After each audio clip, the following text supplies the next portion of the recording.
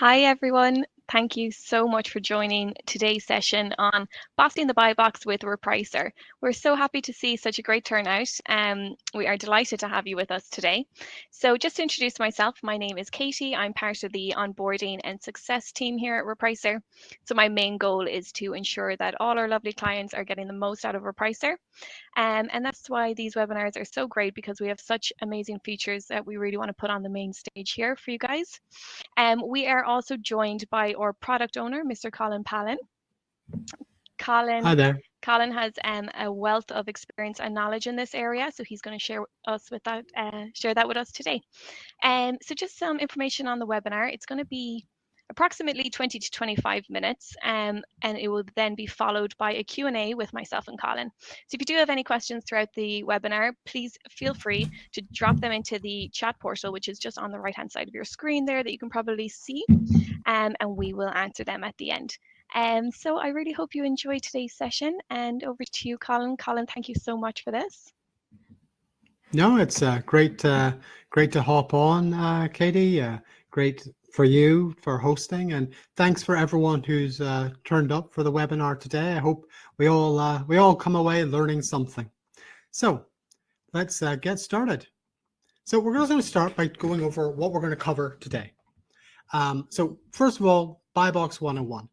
Now, I know this is going to seem a little boring to a lot of you. You're Amazon sellers. You have an idea what the buy box is already. However, I'm a firm believer in laying out the foundations and making sure everyone's on the same page. It also happens where there are little things that people miss. So just making sure everyone knows what we're on about, that we're all on the same page is very important. We're going to talk a little bit about why the buy box is so important. And then we're going to talk about what impacts the buy box awarding process. Following on from that, we're then going to have a look at the buy box features within Repricer. This primarily will be focused on the buy box chaser, buy box optimizer, suppress buy box feature, amongst others. We're then going to have a little look at how you keep track of your buy box performance within Repricer. And also, as Katie mentioned, we have the Q&A. With that in mind, I would strongly recommend if you have any questions, stick them into the chat box and we will get to them and give you some answers. So without any further ado, let's get started. So what is the buy box? The best way to think about the buy box is it's Amazon's method of vouching for a third-party seller.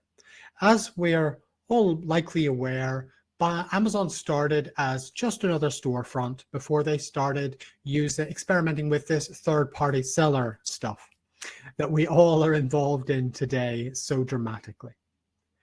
What they discovered quite early on is they couldn't sell all the products they wanted to sell, and they were allowing third-party sellers on them, but they had no way of showcasing a good third-party seller if they weren't selling the product, which is where the buy box came in.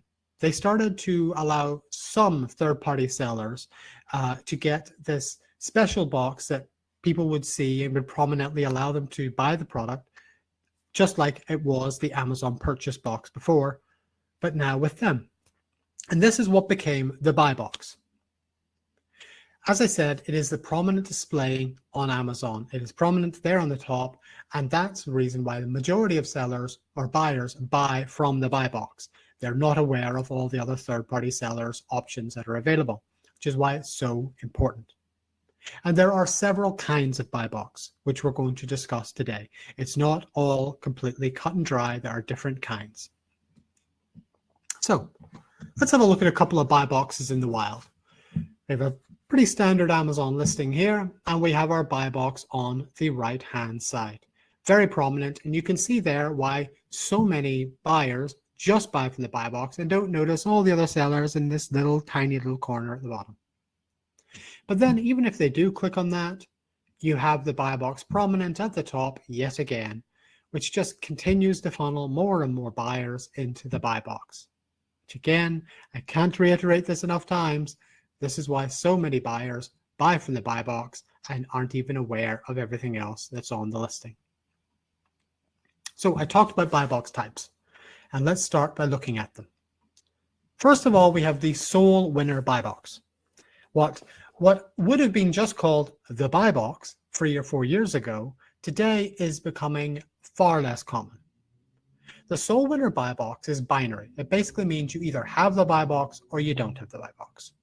Throughout the day, it can change who has the buy box, but it is static. You either have it or you don't have it. It's that cut and dry.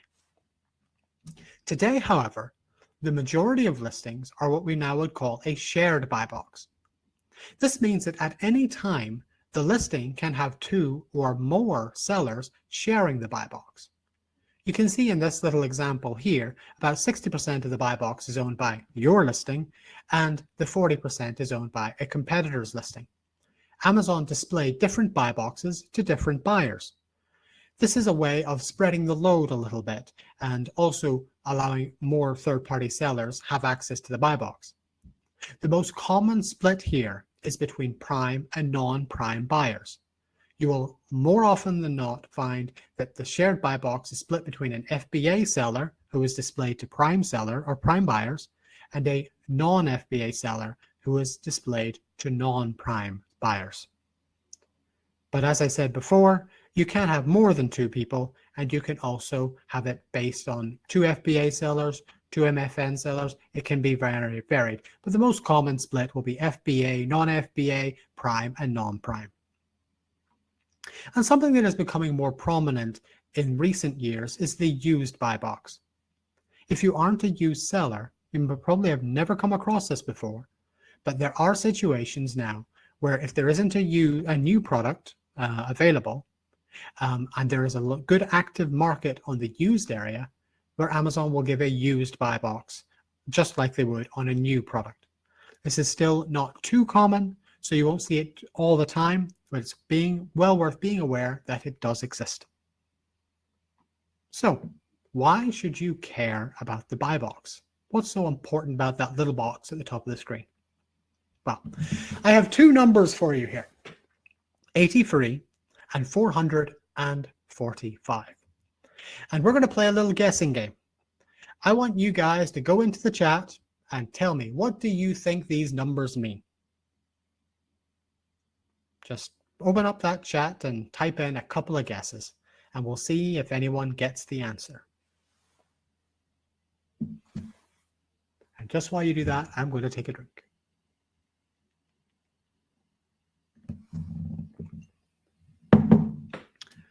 Yeah. Oh, good on you, Dennis.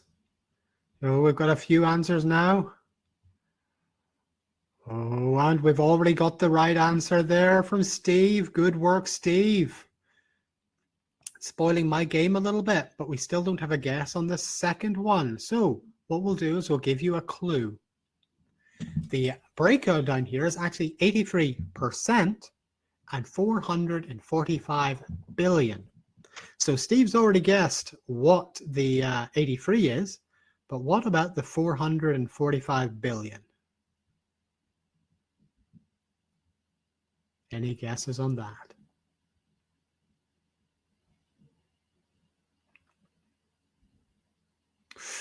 Close, Steve, but not quite.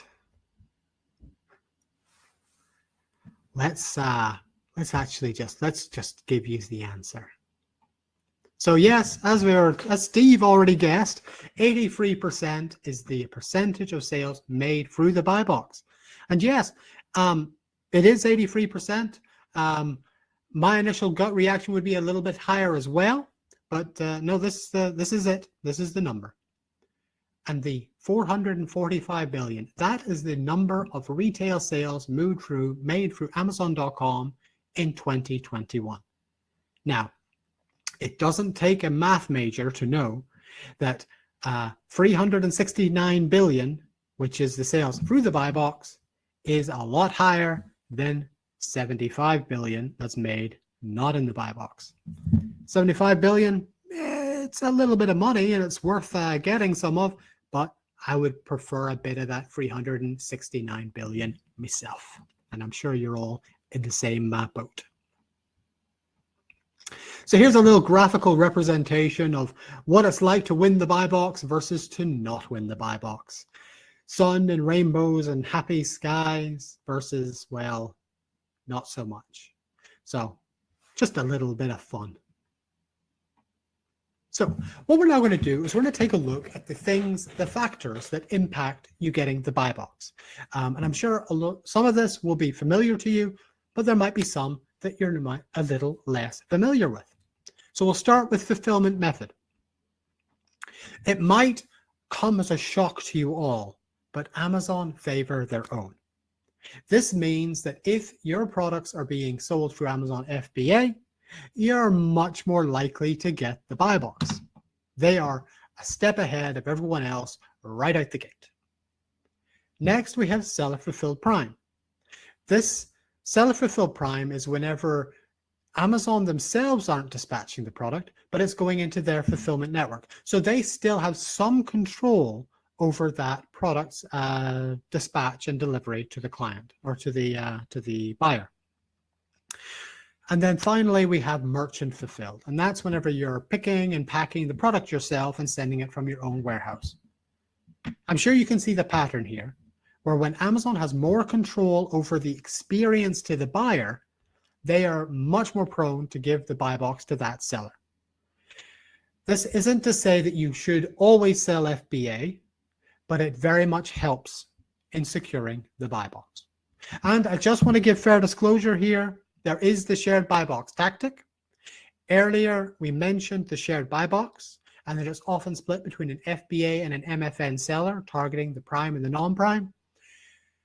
You can potentially, with your MFN listings, push your metrics to the max and try to get a bigger slice of that non-shared, that shared buy box for non-prime sellers. But with 150 million Prime subscribers in the US alone, you can see you're fighting over a smaller bit of pie all the time. So next, feedback. So with feedback, feedback total and percentage are both incredibly important in securing the buy box. One without the other is meaningless. For example, you could have 100% feedback and 5 feedback ratings. That's useless.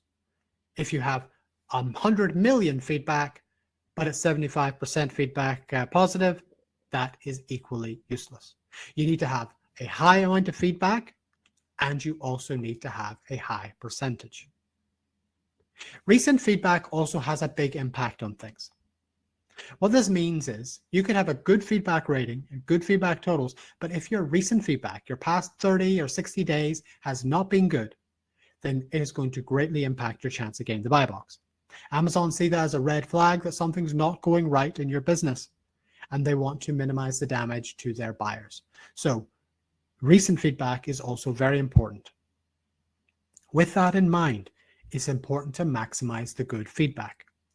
This means that every positive experience you have with a client, you should be trying to shout from the rooftops. If you have customer service queries, if you have any communication with the buyer that is positive, you should be ending that conversation, suggesting, if possible, they maybe want to leave some feedback.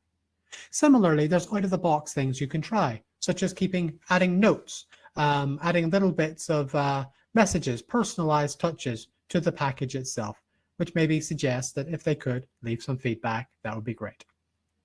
And also, it's worth mentioning eDesk feedback. We're not here to talk about eDesk. This is a Repricer webinar, but it is worth noting that our eDesk tool does come with feedback, which automates requesting of feedback and keeping you on top of the negative feedback. So it's worth giving a try on a trial on that if you can.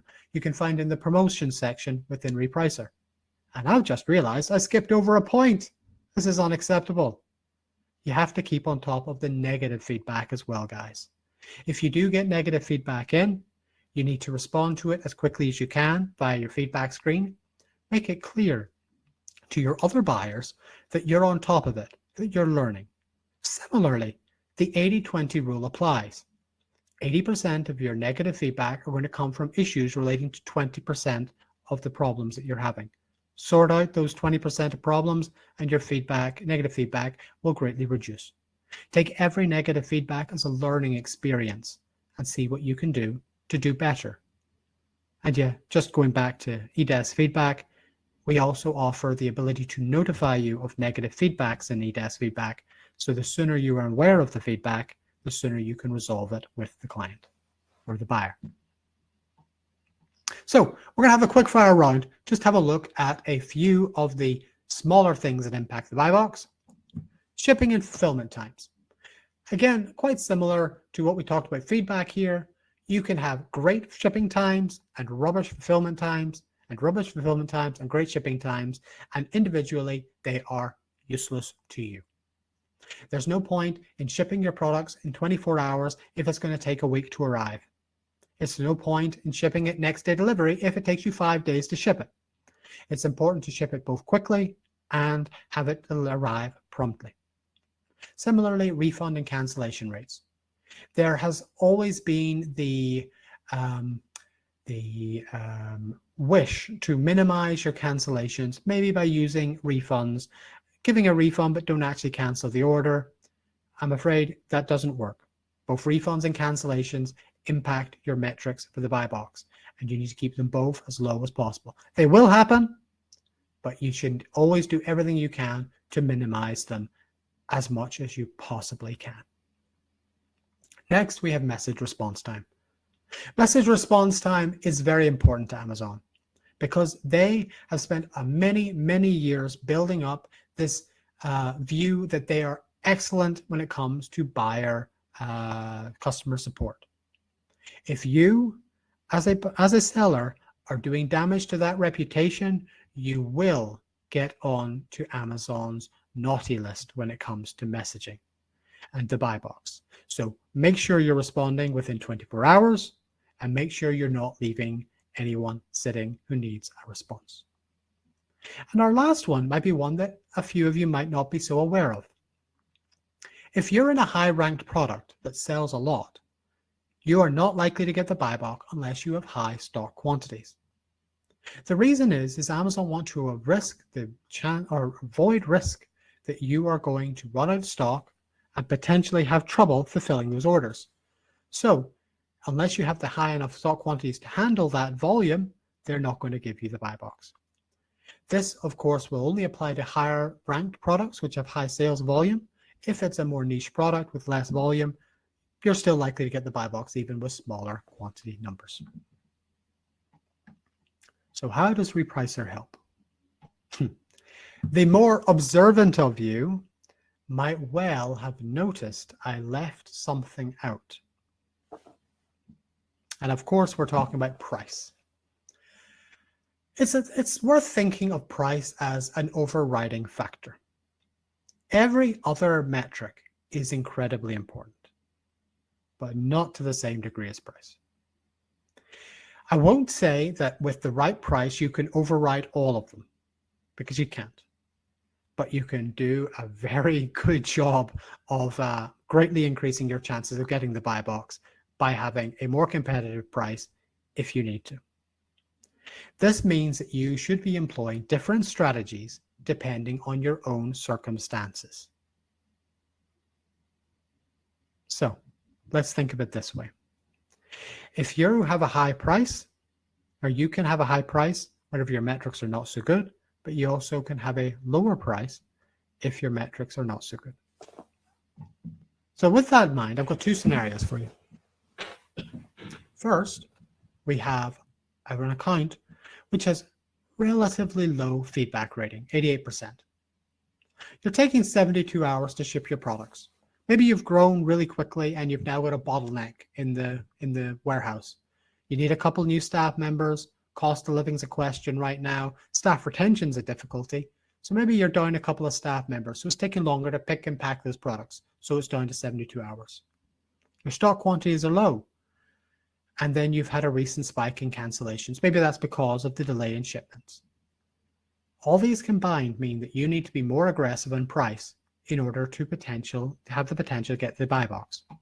So just as an example here, 25 cents. Maybe you want to price below by 25 cents, as an example. What you'd want to do is experiment with how much you need to go down by in order to secure the buy box in this sort of scenario. But this is all just an example because we're now going to have a look at the flip side. Scenario 2. And with Scenario 2, we have great feedback rating. We have our product shipped in 24 hours. Amazing. We have high stock quantities and our refunds and cancellations are rare. So here's the other side of the coin. In this scenario, you should be able to match or even price above your competition. And again, it doesn't take a math major to know that if you're selling a lot more products with Scenario 2 and you're getting more money for each, you're going to be making an awful lot more profit, which is good for your business, and it's good for you and your company and everyone involved. So let's get back to this elephant. Within Repricer, we offer two different kinds of rules. There's the basic repricing rule, and there are the competitor rules. Most of you are likely just using the basic repricing rules. I've seen the numbers. Most users within Repricer are still using the basic rules, and hands up, we maybe haven't done as good a job of communicating to you guys how useful these features are, the competitor rules. And that's something we're changing today in this webinar. The basic rules is whenever you open your repricing rule and you've just got that simple beat by 1 cent, beat by 1%, whatever it is on the first page of your rule. On the third tab of your rule, you've got your competitor rules. And these are very powerful. What they allow you to do is target different sellers in different ways. You can target specific sellers, but the most useful thing for us now is targeting different kinds of sellers. This means if you're FBA, you can say, I'm FBA, my competitor is FBA, I want to do one thing. I want to beat by a penny. But if I'm MFN and my competitor is FBA, I want to beat by 10p. Or I'm FBA and my competitor is MFN, I want to price above them by 5p. You can also tie in feedback. You can tie in fulfillment time. You can tie in all these different factors. So you can take into account all of these different factors within the competitors and then beat them in different ways. It's very powerful, and I would strongly recommend you have a look at using them. We have a number of videos on our YouTube channel, which is just youtube.com/repricer, which talks about competitor rules and how you can target different kinds of sellers. And we also have help files on it. We've also given an email address at the end of the webinar. You can get in touch and we can send you some resources along. But I would strongly recommend having a look at the competitor rules for targeting. And it's also important that if you are making changes to your rules, you should be reviewing the results and keep on testing. Things change. It's always worth experimenting with your rules, looking at the different features when we add them in, or even just trying different scenarios out and see what works and reviewing those results. But we're going to put a pin in that because we'll be talking about results later. So let's have a look at the different features in Repricer, specifically targeting the buy box. We did just talk about the competitor rules. They're not specifically targeting the buy box, so it doesn't count. The first we've got is the buy box chaser. And because we are incredibly imaginative in Repricer when it comes to feature naming, what the buy box chaser is, it chases the buy box until you secure it. We use the advanced algorithmic processes that we have developed in order to put your product at the best price to secure the buy box. However, I would just like to stress that it is not a silver bullet. If you have low metrics, we would definitely not recommend using this feature. The reason being, as we've just discussed, if your metrics are low, you're going to have to beat by a lot in order to secure the buy box. And all that's going to do is it's going to tank your price down to its minimum and probably bring all the competitors down as well, which is just going to wipe out that product's profitability. However, if your metrics are good, this is potentially a very good feature, as it allows you to allow us to target the price down till you secure the buy box. And since you already have good metrics, you're likely to get it at a higher rate. So it's definitely one worth giving a try. Next, we've got the buy box optimizer. This is a feature that I absolutely love because what it allows you to do is to gradually increase your price when you have the buy box. If you win it, your price will just gradually tick up ever so slowly. You're put in complete control over how quickly and by how much you go up. And for the sake of being fair and balanced, there are other buy box winner features available. What I would just like to highlight here is we have our little example on the screen. Every 15 minutes increase by a penny. I would not recommend using that specific setup. I probably should have picked a better screenshot. The reason is if your price increases too quickly or by too much, Amazon will penalize you and take the buy box. And it's much harder to win the buy box than it is to retain the buy box. So increasing the price slowly and by a small amount is the way to go. Maybe every half hour increasing by a penny, but 100% avoid doing something silly like increasing your price by 1% every 15 minutes or by £1 or $1 every 30 seconds or every 30 minutes. That's just going to lose the buy box, and you're just going to be constantly fighting for the buy box, losing the buy box, fighting and losing. Gradual is the way to go. Next, we have the suppress buy box feature. Now, it might well be that a lot of you are not aware of this, depending on the categories you sell, but in some categories, you will often find there isn't a buy box at all. It does seem a bit strange, but yeah, sometimes the listing doesn't have a buy box. In these listings, you can tell Repricer what to do. You can have a look and say, okay, so there's no buy box. I want to not reprice. Go to my min, go to my max, or even do nothing special. This allows you to control how you behave in this unusual scenario. And just moving on, we're now going to have a look at that reviewing and tracking the buy box statistics. We have a number of methods within the system that you can use to track your buy box winning. First, we're going to look at a few of the insights from your dashboard. First, we've got the buy box ownership insight, and it's pretty cut and dry. What it does is it breaks down your buy box winning ownership over the past 7 days. What you're given is a nice simple chart that says for each day how many of the buy box you owned, didn't own, and partially owned. And for clarification, in this situation, owned means you had complete ownership of the buy box during that entire day. Not owned means you didn't have it at all, and partially owned means you had the buy box at some point during the day, but at other times of the day you didn't own it. Next, we have the Win Buy Box Insight.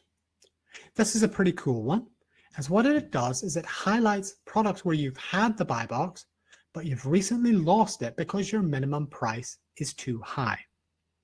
What I would strongly recommend you do is, if you do have this insight, have a look at the products that are affected and see if there's any wiggle room to reduce your minimum so you can compete better and secure that buy box again.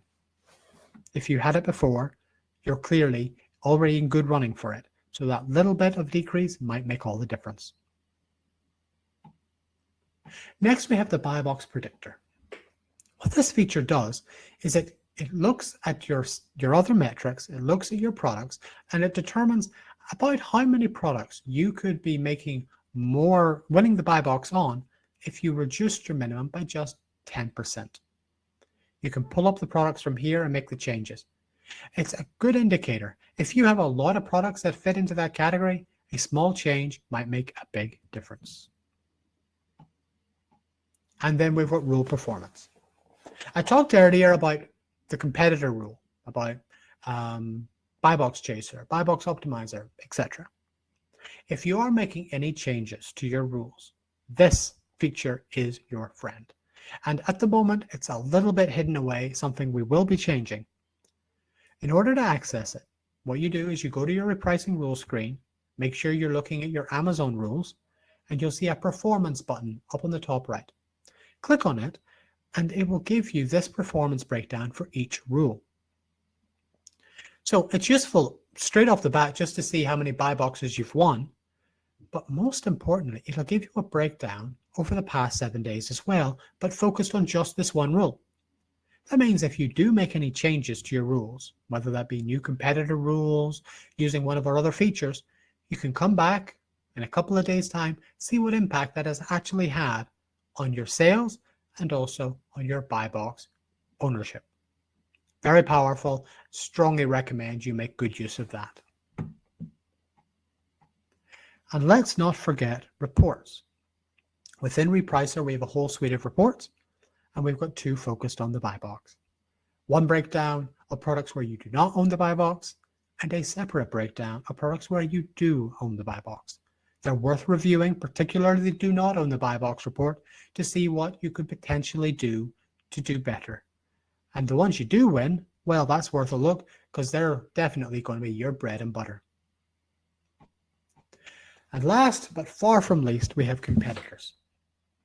It is important to know who your competitors are, for they are the ones that you're trying to beat in order to secure the buy box. With the competitor screen, you're able to see who your main competitors are and how you're doing against them on the buy box, listing by listing. If you know that you're not doing so hot with some competitors when it comes to the buy box, you then have the option to use this fantastic little target icon on the right-hand side. Earlier, we talked about the competitor rules. And what this target allows you to do is to create a competitor rule right from the screen, targeting just that one seller. So say you know you have a seller who you can't win on the buy box for whatever reason. You just can't do it. Well, you can set up a rule where instead of beating them by a penny, beating them by 5 cents, you can beat them by 20 cents if they happen to be the cheapest seller on the listing. This is very powerful, allows you to target them more specifically, and it's definitely worth reviewing the screen to see who your competitors are, how you're stacked up against them, and potentially target them. And there we have it. That's our breakdown for today. A few features looked at. We've all learned a little bit with the buy box, and we had a bit of a guessing game. Fun for all the family. But let's have a look. Katie, have we some questions? Thank you, Colin. That was excellent. We do have a few questions. So I'm going to start with Andrew. Andrew wants to know, in regards to how Repricer deals with winning the buy box in correlation to geographical location, as this is something that Amazon are really pushing these days. Yeah, at the moment, we're focused primarily on the national scale rather than the local geographic one. It is an area that we would like to make changes to and improve. But at the moment, it's just national buy box we're looking at. We're constantly looking at the APIs to see what data is available and then what potential new features we can build into the competitor rules very specifically, but also more generally to allow you to target the regional buy boxes as well. But at the moment, I don't have much I can give on that. It's all pretty much national focused at the moment. Thank you. And Peter wants to know, how does he know if his metrics are low?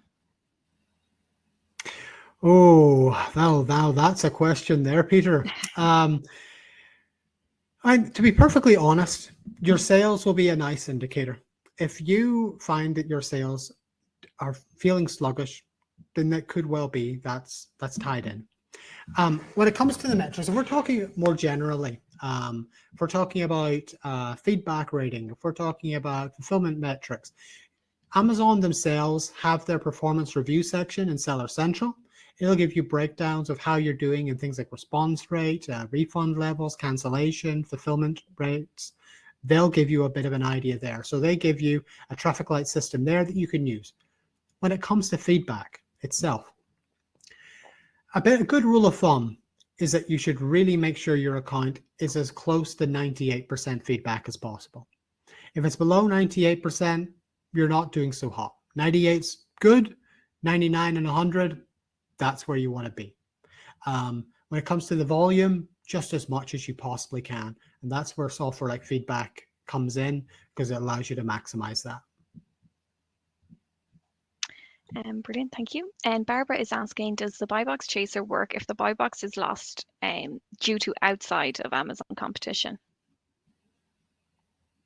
Yes, the buy box chaser will work if you do not have the buy box. So it doesn't matter why you've lost it or where you've lost it, it will trigger regardless.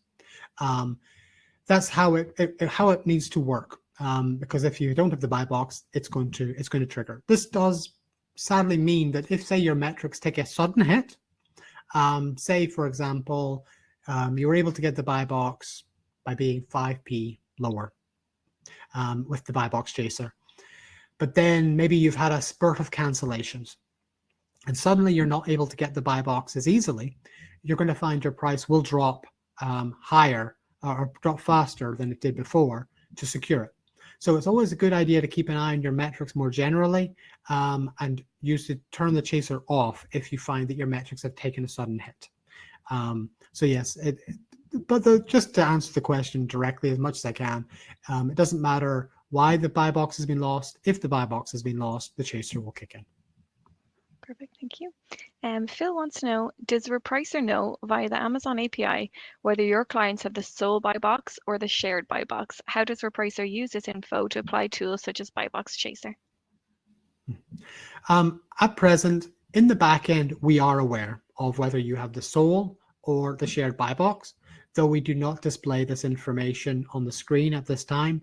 And similarly, we also don't have a way of you targeting the settings differently. As it currently stands, the features such as Optimizer, Chaser will trigger if you don't have it at all. So, for example, the Chaser will not trigger if you have the buy box but someone else has it as well. Similarly, the Optimizer will kick in if you and somebody else have the buy box.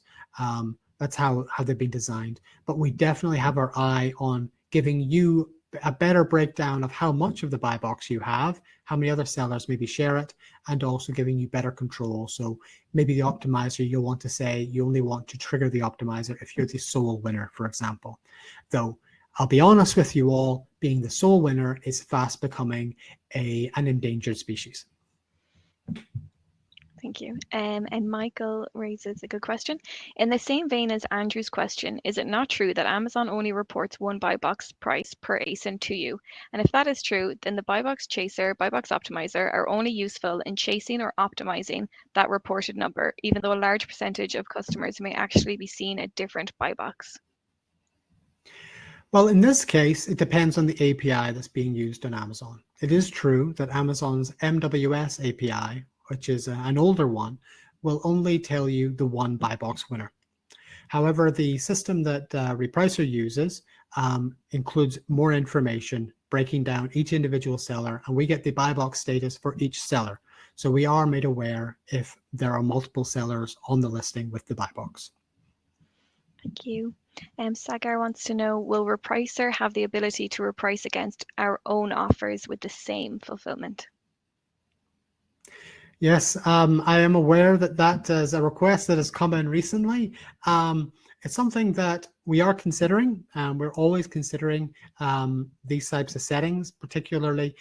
What I will say is to compete with self is a pretty niche setting, and we're always looking at it. But at the moment, you can only target yourself if it's a different fulfillment method, but we're always looking at if we can expand that out.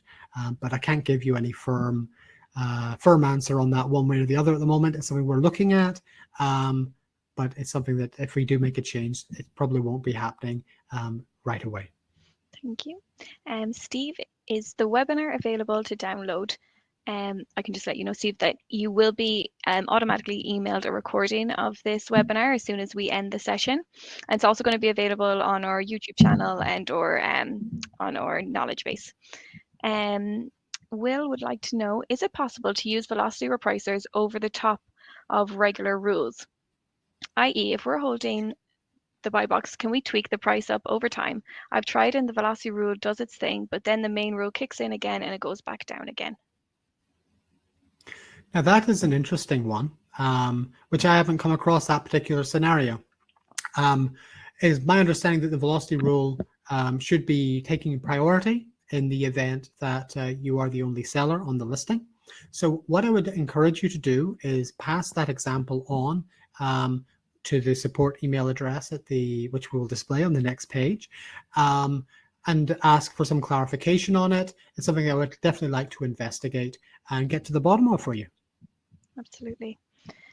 Phil, is your team aware that some regional offers are not being evaluated by your repricer? In other words, there may be 9 offers on a listing, but in some cases you are only evaluating competitor rules against 5 or 6 of those competitors. Amazon says this is because of a change made in May to the any offer change notification, so that regional offers are being excluded from the data. Well, I mean, what I will say is in this area, we make use of all the offers that we get from Amazon in their notification system. If there is extra information that is being made available, we are always looking at adding these in as much as possible and as quickly as possible. As members of the Amazon Developer Council, we always try to keep on top of the new changes coming, though we do bear in mind that resources are always limited and there's always different potential features and improvements to made into the system. We're always keeping this under review, so I will be making sure to update and keep an eye on any changes regarding regional offers as much as possible. Thank you. Uremi has a question. What happens when you end up targeting a competitor that is targeting you as a competitor and you both use the same repricer? And can you also elaborate a little bit on the usefulness of velocity? Well, when it comes to having 2 different sellers, both using repricing software, whether that be Repricer or other unnamed tools, what it is important to do is to use the features that you have available to you to their fullest. If you're just beating by a penny in every scenario and not using any of our other tools and features, you're not using Repricer to its full potential, and you will potentially run into trouble in that scenario. What we would strongly recommend is making use of all the features you have available, particularly the profit protection features such as Kickstart and Sleep Mode. Both these features allow you to tweak your prices in different ways that will throw off the competition and try to pull competition prices back up. Kickstart, for example, will periodically change your price randomly throughout the day, and Sleep Mode allow you to turn off repricing and push your price to max overnight. So I encourage you to take a look at those. When it comes to velocity repricing, this is an area I very much would like to encourage everyone to have a look at. What it allows you to do is to reprice even if you're the only seller. By setting up a velocity rule, you can set up a rule to increase or decrease your price based on the number of sales. For example, you can say, if my sales are less than 5 in the past week, I want to decrease my price by 5p. Or if my sales are over 100, I want to increase my price by 20p. You can then tie that into your existing pricing rule. So if you happen to be the only seller, it will apply that instead, which is great. Brilliant, thank you. And then just a lovely note from Louisa. Thanks for this webinar. Just a quick suggestion. It would be great if you guys can do a webinar for eBay. I agree. That would be great. That is a fantastic idea. And Katie, we'll have to get on that. Yeah, we will. We will indeed.